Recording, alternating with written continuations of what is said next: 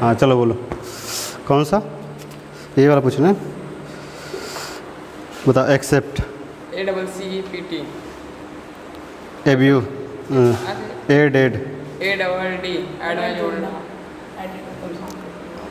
जिससे पूछूंगा वही बताएगा। Abide, ABIDE, ABODE, arise, ARISE, ARISE मैंने उठना, एरोज, AROSE, ARISE, एराइव,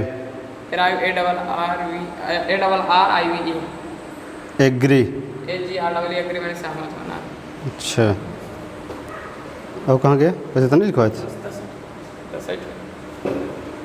चलो तुम बताओ। एड, ऐड मैंने जोड़ना, ADD, allow, allow, ALLOW, allow मैंने क्या होता है? सहमत होना।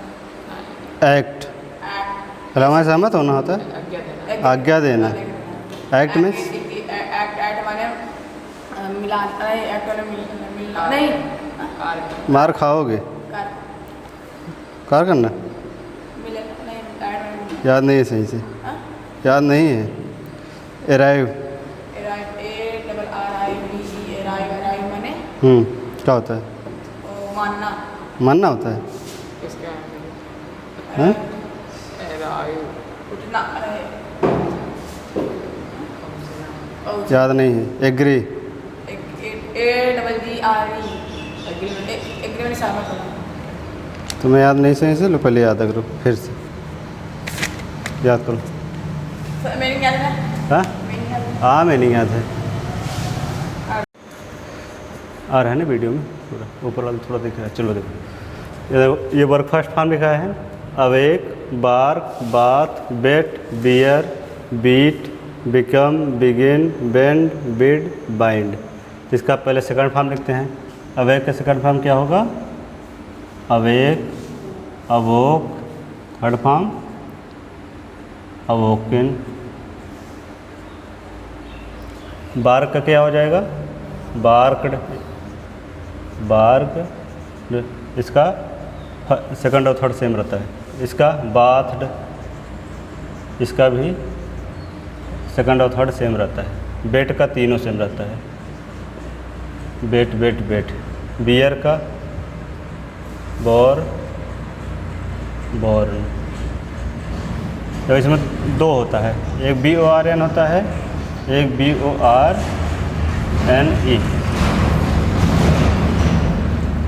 दोनों का अर्थ अलग अलग होगा, अभी हम बताते हैं। यहाँ जब अर्थ लिखेंगे, इसका बॉर्न मतलब जन्म लेना, इसका बॉर्न मतलब सहन करना। और यहाँ पे दोनों का बियर माने जन्म लेना और सहन करना, दोनों के से फर्स्ट और सेकंड सेम रहेगा, लेकिन थर्ड वाला चेंज होता है। जन्म लेना का बॉर्न होगा थर्ड फॉर्म, और सहन करना BORNE। पढ़ा दोनों जाएगा वही, बार नहीं, लेकिन स्पेलिंग थोड़ा डिफरेंस है। बीट, बीट का हो जाएगा beat beat beaten, beat beat beaten. Become का क्या हो जाएगा? Become, became, become, become, became, become. इसका फर्स्ट और थर्ड सेम रहता है। बिगिन का बिगिन, बिगैन, बिगन। बेंड का बेंड का बेंड, बेंट।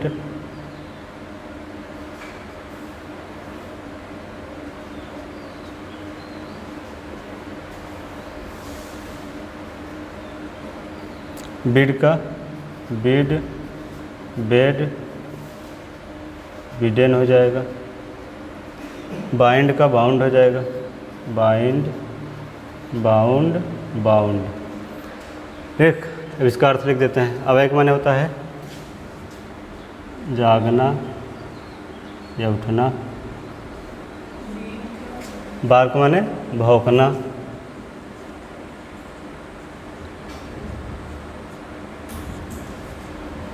बाथ माने स्नान करना, स्नान करना।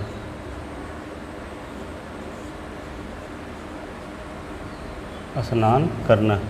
बेट माने शर्त लगाना होता है। तो सामने सब नहीं रहेगा, लाइन खींच देते हैं।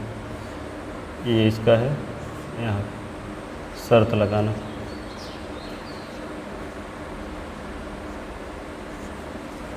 बार, अब यहाँ 2 अर्थ होगा, बियर, बोर, बॉर्न। पहले वाले का होगा जन्म देना या जन्म लेना, और दूसरे वाले का होगा सहन करना।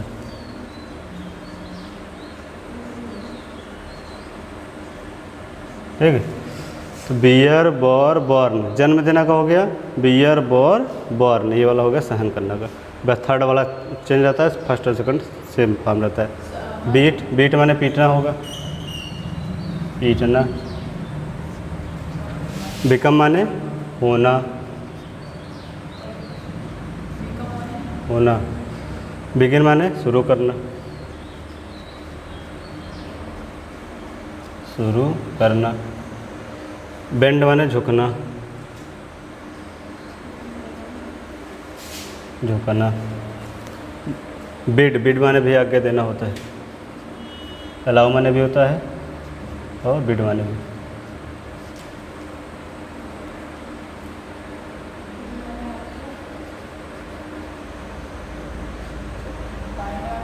बाइंड माने बांधना।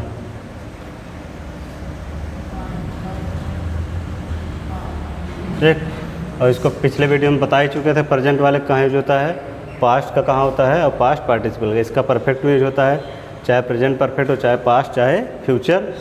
इसका सिर्फ पास्ट इंडेफिनिट के पास्टिव सेंटेंस में, और इसका प्रेजेंट इंडेफिनिट के तीनों में होता है। ठीक है, पास्ट, नेगेटिव, इंट्रोगेटिव। और इसका होता है पास्ट इंडेफिनिट के नेगेटिव और इंट्रोगेटिव में, और इसका किस में होता है, फ्यूचर टेंस में होता है। ठीक, और आईएनजी, एस एस वाला आज नहीं लिखाएंगे उसको, बस फर्स्ट फॉर्म आईएनजी जोड़ दोगे तो आईएनजी वाला बन जाएगा, फर्स्ट फॉर्म एस जोड़ देते तो एस वाला बन जाता है। उसको फर्स्ट वीडियो में बता चुके हैं। उसको कॉपी कर लो, कॉपी करो।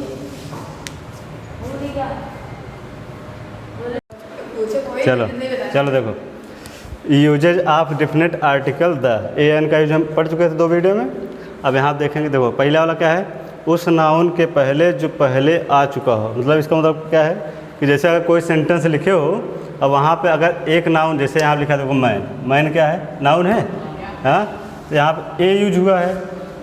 ए man was going to the city, मतलब एक आदमी शहर गया, जा रहा था। तो यहाँ पे फिर ए डॉग, अब यहाँ देखो डॉग भी नाउन है, इसके पहले ए लगा है यहाँ पे। A dog was behind him, और उसके पीछे पीछे एक कुत्ता भी जा रहा था। ठीक है, अब यहाँ देखो फिर अगर उसी सेंटेंस को आगे फिर लिखते हो, फिर ए का यूज नहीं होगा। ए की जगह क्या हो जाएगा, ए की जगह पे इसका द का यूज हो रहा है। देखो the man sat under a tree but, देखो फिर द आ गया।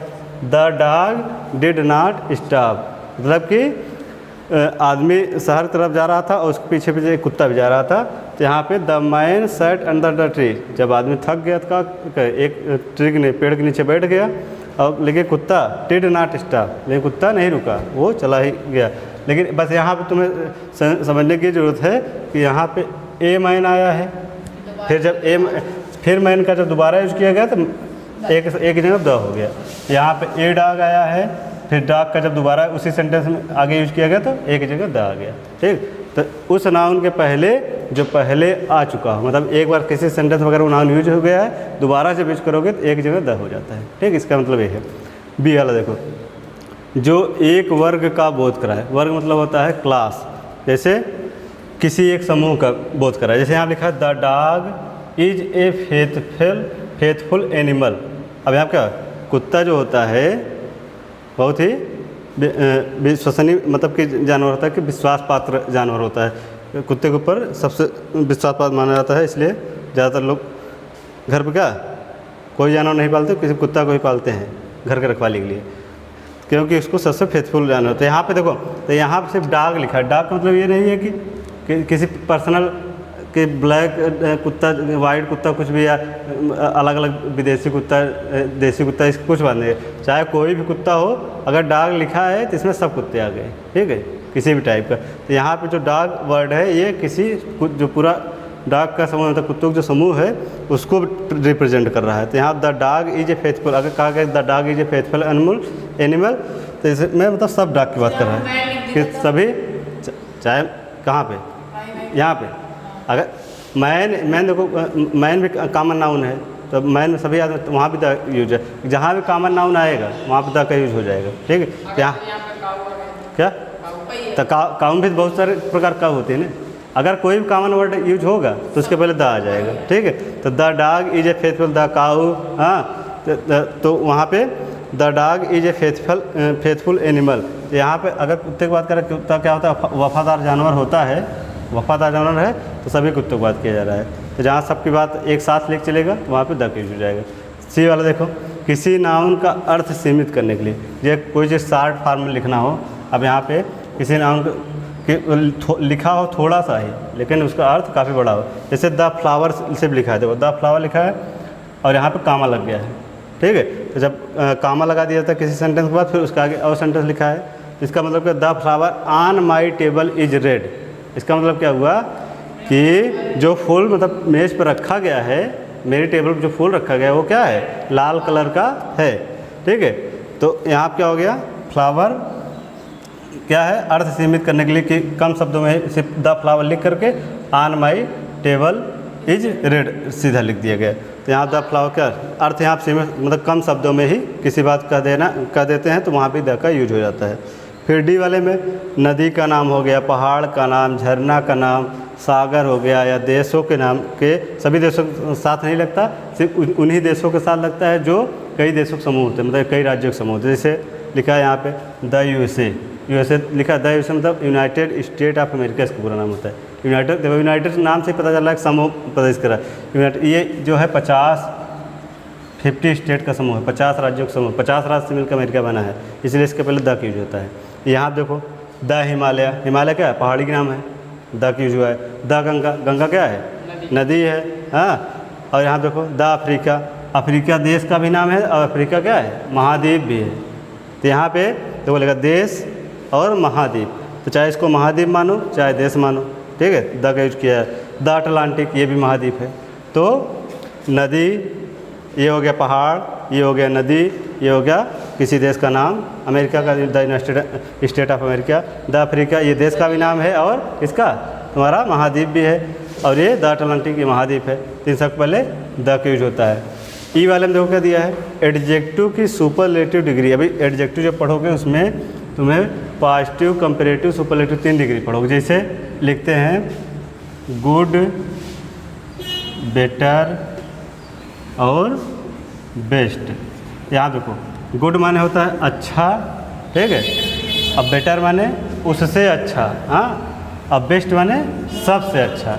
इसका मतलब क्या होगा, इसका मतलब होगा अच्छा, हाँ, उससे अच्छा, और इसका मतलब होगा सबसे अच्छा, सबसे अच्छा।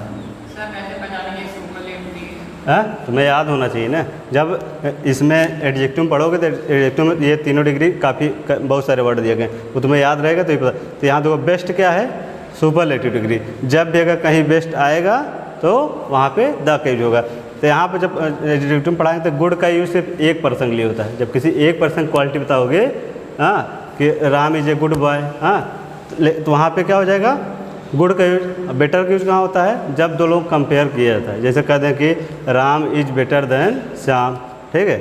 बेस्ट का यूज कहाँ होगा, जब एक पर्सन की बहुत सारे लोगों से तुलना कर रहे हो, किसी एक वस्तु की कई बहुत सारी वस्तुओं से तुलना कर रहे हो, कि जैसे यहाँ लिखा है कि Shyam is the best boy. देखो best boy in my class, एक क्लास में एक दो बच्चे तो होंगे नहीं, हाँ, 40, 50, 100 बच्चे हो सकते हैं। तो जिसमें से श्याम जो है वो मेरी क्लास का सबसे अच्छा लड़का है। सबसे अच्छा लड़के मतलब यहाँ पढ़ने की बात कर रहा है कि Shyam is the best boy in my class. तो यहाँ क्या है, बेस्ट क्या है, सुपरलेटिव डिग्री, उसके पहले क्या लगा है, द का यूज किया गया है, ठीक है। कहीं भी अगर सुपरलेटिव डिग्री आएगा तो वहाँ पे द का यूज किया जाता है। इतना कॉपी कर लो, उसके बाद आगे चलते हैं। क्या बेटर, ये बेटर में बेटर क्वाल नहीं, ये तो कंपेरेटिव डिग्री हो गया, ये पॉजिटिव डिग्री हो गया। सिर्फ इसके पहले यूज होगा सुपरलेटिव। ये एडजेक्टिव डिटेल पढ़ोगे ना, गुड का यूज सिर्फ एक पर्सन के लिए होगा और बेटर का यूज दो लोग जब तुलना करेंगे, हाँ, दो लोग विशेषता तुलना करेंगे कि कौन किससे अच्छा है। और बेस्ट का जब एक ही व्यक्ति की दो से अधिक व्यक्ति उस तुलना की जाएगी, ठीक है। तो और जब सुपरलेटिव डिग्री का यूज होगा तभी उसके पहले द आएगा, इसके पॉजिटिव और कंपेरेटिव के साथ द का यूज नहीं होगा, ठीक।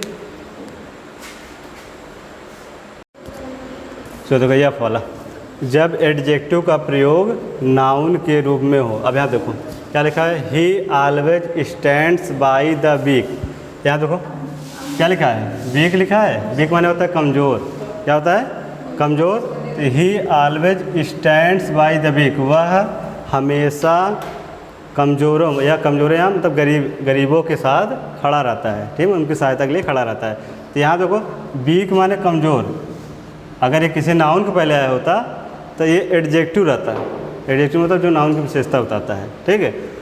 और यहाँ देखो लास्ट मारा, यहाँ वीक जो है, यहाँ एडजेक्टिव, वीक क्या है, एडजेक्टिव, लेकिन यहाँ पर लास्ट में जब आ गया तो नाउन की तरह काम कर रहा है, संज्ञा की तरह काम कर रहा है। तो he always stands by the weak, वह हमेशा खड़ा रहता है किसके साथ, गरीबों के साथ, मतलब गरीबों की सहायता के लिए। तो यहाँ पे एडजेक्टिव, अगर ये वीक जैसे कहता है वीक पर्सन या वीक मैन, वीक वुमन, तो यहाँ पे अगर ये नाउन के पहले आया होता तब का एडजेक्टिव काम करता। लेकिन जैसे यहाँ लिखते हैं हम वीक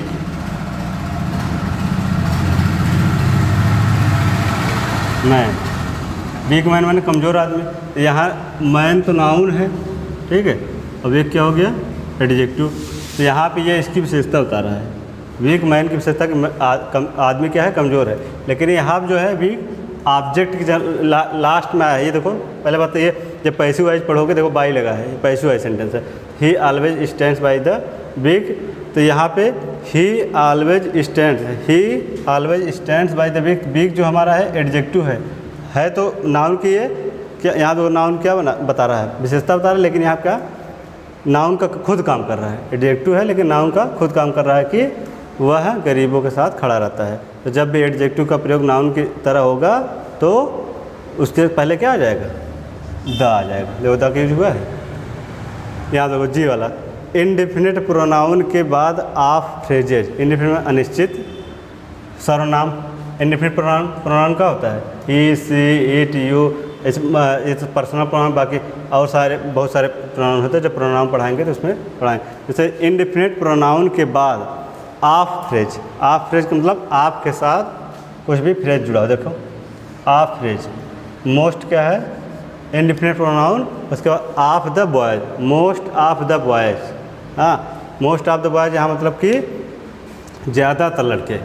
यहाँ लिखा जैसे ऑल ऑफ द स्टूडेंट, सभी विद्यार्थी, ठीक है। तो यहाँ देखो ऑल ऑफ, जो आपके साथ अगर कोई फ्रेज जुड़ा है, फ्रेज का मतलब होता है कहावतें होते हैं। जैसे हिंदी में पढ़ते हो ना, लोकोक्तियाँ, कहावतें, मुहावरे, ये सब, ऐसे इसमें इडियम्स और फ्रेज होता है इंग्लिश में। तो यहाँ पे क्या लिखा है, अगर प्रोनाउन के बाद आप से क्या हो, कोई फ्रेज जुड़ा हो तो यहाँ देखो फ्रेज में क्या होता है, फ्रेज में द का यूज होता है। ऑफ द बॉयज़, तो the student, all of the student, आपके साथ अगर कोई फ्रेज, आप उसके साथ कोई फ्रेज है तो कोई कहावत है, तो यहाँ क्या हो जाएगा, द का यूज उसमें साथ में हो जाएगा। तो most of the boys, all of the students. H वाले में क्या दिया है, जब, और ये सब तुम्हें फ्रेज पीछे ये तुम्हें याद रहेगा तभी इसको समझ पाओगे। तो यहाँ फ्रेज बहुत सारे होते हैं, इसमें आप से ही बनता है तो बहुत सारे उसमें। तो ये सब इडियम्स फ्रेज में जब पढ़ोगे पीछे, हालांकि हाई स्कूल में अलग से नहीं पूछा जाता इसका, तो इसको बाकी जब कंपटीशन आगे जब इंटर बाद तैयारी करो तो इंटर पूछा जाता है, बाकी आगे जब तैयारी करोगे तो वहाँ पे फ्रेज व्रेज डायरेक्ट क्वेश्चन आता है। लेकिन अभी हाई स्कूल में इसका ज़्यादा यूज नहीं, बस यहीं पे सिर्फ इतना यूज जान लोगे, इसका द का यूज इसमें होता है फ्रेज में। एच वाले में कहा जब प्रॉपर नाउन का प्रयोग कॉमन नाउन के रूप में, फ्रेज का याद होगा तभी पहचान पाओगे। फ्रेज बहुत सारे, फ्रेज का मतलब होता है कि सीधा सीधा लिखा कुछ रहेगा, उसका अर्थ कुछ अलग। जैसे हिंदी में जब पढ़ते हो, कहते हो अधजल गगरी छलकत जाए, तो इसका मतलब क्या होता है, हाँ, उसका अर्थ जब निकालोगे कुछ अलग ही अर्थ निकलेगा। ऐसे इसमें इंग्लिश में फ्रेज में होता है। फ्रेज और इडियम से फ्रेज पढ़ने में कुछ अलग लगेगा, लेकिन उसका जब यूज होता है सेंटेंस के साथ उसका कुछ अलग अर्थ निकल जाता है। तो एकदम हट के जब अर्थ निकलता है, तो लोकोक्तियाँ हो गए, कहावतें हो गए, मुहावरे हो गए, हिंदी में होता है, इसी में इडियम्स और फ्रेज होता है। उसका कुछ शब्द जो लिखा रहा है उसका एक्यूरेट अगर अर्थ निकालोगे तो गलत अर्थ समझ आएगा, उसका कुछ अलग ही अर्थ निकलता है। अब जैसे हिंदी में कहते हैं अजल गगरी छलकत जाए, तो इसका मतलब क्या होता है? अजल गगरी छलकत जाए, तो यहाँ पर आधा अधूरा ज्ञान जो होता है वो क्या होता है? नुकसानदायक होता है। कि जो मतलब जो चीज़ पढ़ो उसको सही तरीके से पढ़ो, नहीं तो फिर क्या छोड़ दो। अगर मतलब जिस चीज़ का ज्ञान रखो तो पूरा ज्ञान रखो, उसका मतलब ये। तो इसी में इडियम्स और फ्रेज होता है इंग्लिश में, जैसे हिंदी में लोकोक्तियाँ मुहावरे होते हैं। अब देखो ये वाला, जब प्रॉपर नाउन मतलब तो किसी व्यक्ति का नाम, प्रॉपर नाउन किसी सबका नाम अलग, मोहन, सोहन, गीता, सीता, हाँ सबका अलग अलग नाम रहता है, ये सब प्रॉपर नाउन है। तो प्रॉपर नाउन का प्रयोग जब कॉमन नाउन की तरह हो, जैसे आप देखो कालिदास भी किसी लेखक का नाम है, शेक्सपियर भी किसी लेखक का नाम है, ठीक है। लेकिन यहाँ देखो कालिदास पहले तक यूज हुआ है, इसके पहले तक यूज नहीं हुआ है, ये भी प्रॉपर नाउन है। शेक्सपियर भी प्रॉपर नाउन है, लेकिन देखो शेक्सपियर पहले तक यूज हो गया है। क्यों? क्योंकि यहाँ जो है, यहाँ शेक्सपियर के बारे में बताया नहीं जा रहा है, यहाँ पे कालिदास की तुलना शेक्सपियर से की जा रही है। जब एक व्यक्ति दूसरे व्यक्ति से तुलना की जा रही है, बताया जा रहा है कि जब प्रॉपर नाउन कालिदास और शेक्सपियर दोनों प्रॉपर नाउन है, और यहाँ पे शेक्सपियर का यूज कॉमन नाउन की तरह हो रहा है, और कालिदास का यूज किसके तरीके हो रहा है? प्रॉपर नाउन के तरीके, और इसका कॉमन नाउन तरीके, ठीक है। इसका कॉमन नाउन, इसका प्रॉपर नाउन के तरीके यूज हो रहा है। यहाँ देखो क्या, चाहे आदमी हो चाहे औरत, नाम बस होना चाहिए, चाहे आदमी हो चाहे औरत। क्या कॉमन नाउन देखो यहाँ पे, इसका पहले अर्थ जब समझोगे, Kalidas is the Shakespeare of India, Kalidas को इंडिया का शेक्सपियर कहा जाता है। इसका मतलब क्या है? कालिदास भी बहुत फेमस राइटर हैं, किसके? हिंदी के। इन्होंने संस्कृत में ज़्यादातर लिखा है अपनी किताबें कालिदास ने, और शेक्सपियर किसके हैं? इंग्लिश के राइटर हैं। ये भी ज़्यादातर देखो कालिदास भी क्या होते हैं, जितनी भी इनकी स्टोरी है ज़्यादातर वो सब लव स्टोरी वाले लिखे हैं, ठीक है। ये भी सब क्या लिखे हैं? लव स्टोरी लिखे हैं, पूरा मतलब प्रेम वाली कहानी लिखे हैं कालिदास, और शेक्सपियर भी लव स्टोरी ही लिखे हैं। इसलिए इनको तुलना किया जाता है किससे? कालिदास से शेक्सपियर से तुलना किया जाता है। जिधर ज़्यादातर ये सब जैसे अभिज्ञान शाकुंतलम में लिखे हैं, और ऐसे बहुत सारी किताबें हैं, मेघदूत है, तो बहुत सारी किताबें ऐसे, इनका भी इंग्लिश में बहुत सारी किताबें लिखी हैं, सब लव स्टोरी पे इनकी किताबें हैं, या कविता या जो भी कहानियाँ हैं सब उस पे हैं। तो प्रेम पे हैं, ये भी प्रेम पे लिखे हैं, तो इसलिए कालिदास तुलना शेक्सपियर से किया जाता है। और अगर दोनों की सेम कहानी ना होती, किसी और से भी तुलना कर सकते थे। इंग्लिश में बहुत सारे राइटर हैं, लेकिन और एक चीज़ ये भी देखो, कालिदास क्या हैं? हिंदी के फेमस राइटर हैं, हिंदी या संस्कृत के फेमस राइटर हैं। ऐसे शेक्सपियर भी बहुत इंग्लिश के फेमस राइटर हैं, इसलिए कालिदास तुलना शेक्सपियर से किया जाता है।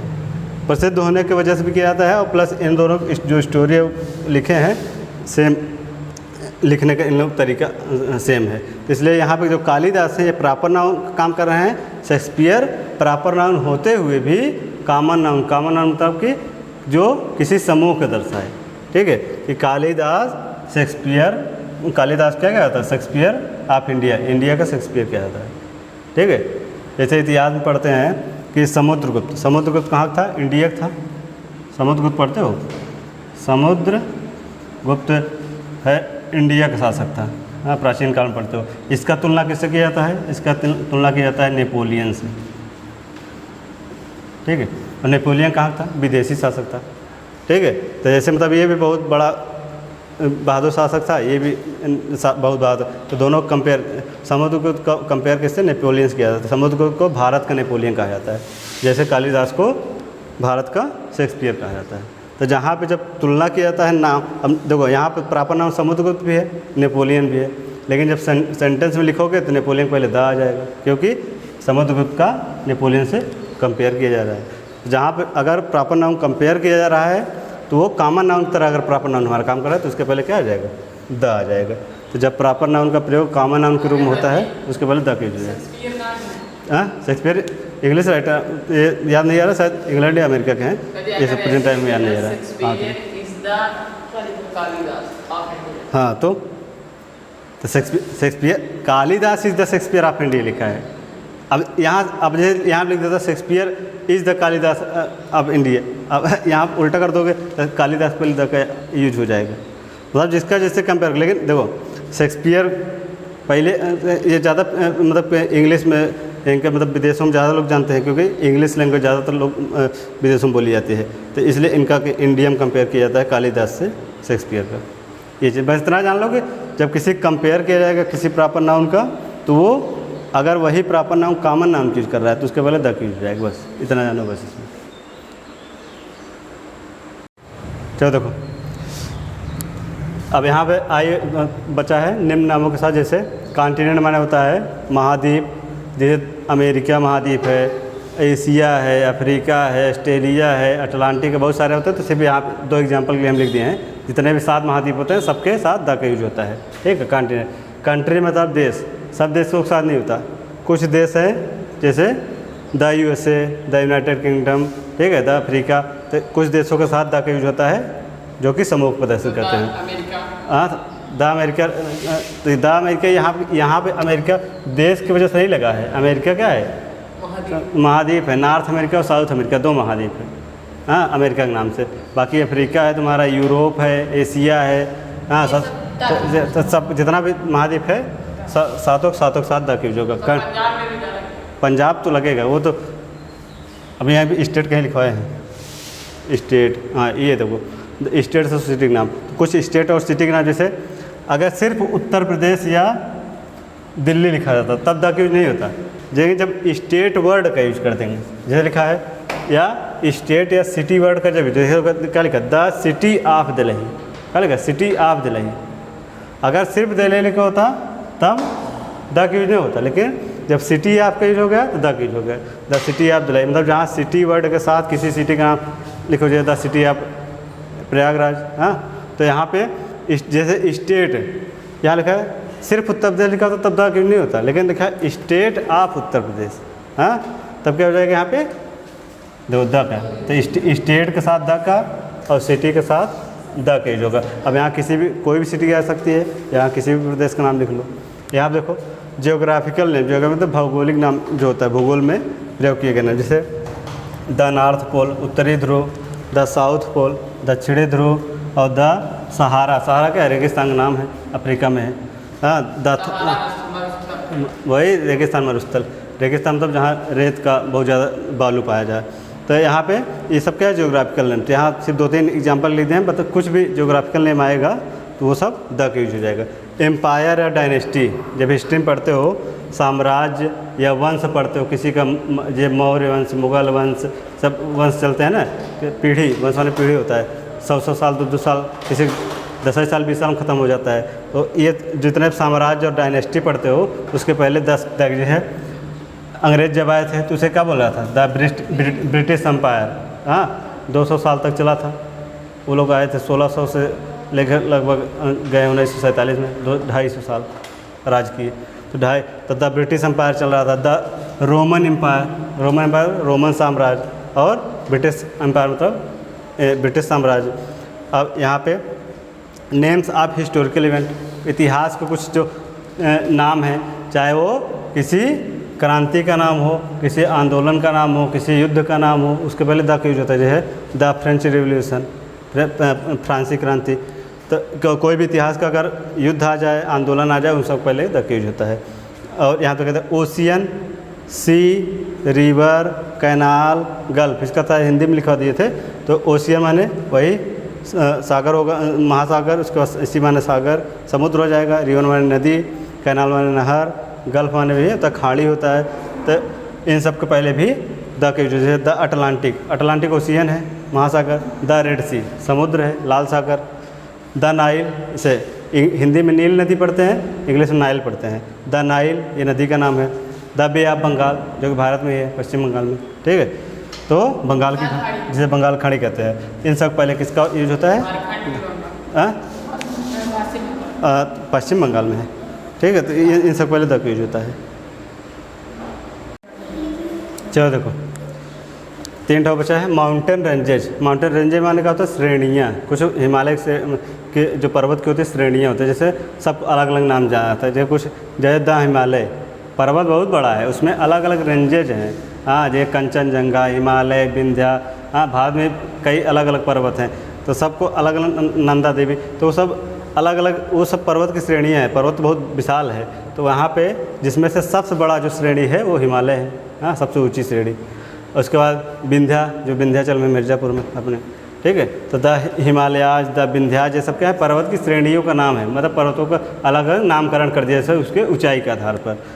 और यहाँ पे बिल्डिंग्स, जो फेमस बिल्डिंगें हैं, हाँ जैसे the red fort, Lal Qila, the Taj Mahal, हाँ द ताज महल, ये सब क्या है, फेमस बिल्डिंगों के नाम। उसका नेम ऑफ पार्टीज और ऑर्गेनाइजेशन, जैसे किसी पार्टी के नाम, बहुत सारे जो चुनाव लड़ती है या किसी संगठन का नाम हो गया, जैसे द कांग्रेस और द रेड क्रॉस सोसाइटी, ये सब क्या है, तो ये सब पार्टी का नाम और ऑर्गेनाइजेशन का नाम के साथ द का यूज होता है, ठीक है। ये द का यूज तुम्हारा ख़त्म हो गया। अब आगे देखेंगे कल, कहोगे तो इसका प्रैक्टिस करवा देंगे पहले, तब कुछ जो भी पढ़ाना होगा आगे पढ़ाएंगे। कल क्वेश्चन वाला प्रैक्टिस था ना, फिल इन द ब्लैंक्स है, और ये सब करवा देंगे, उसके बाद फिर तब आगे चलेंगे, ठीक। क्योंकि आज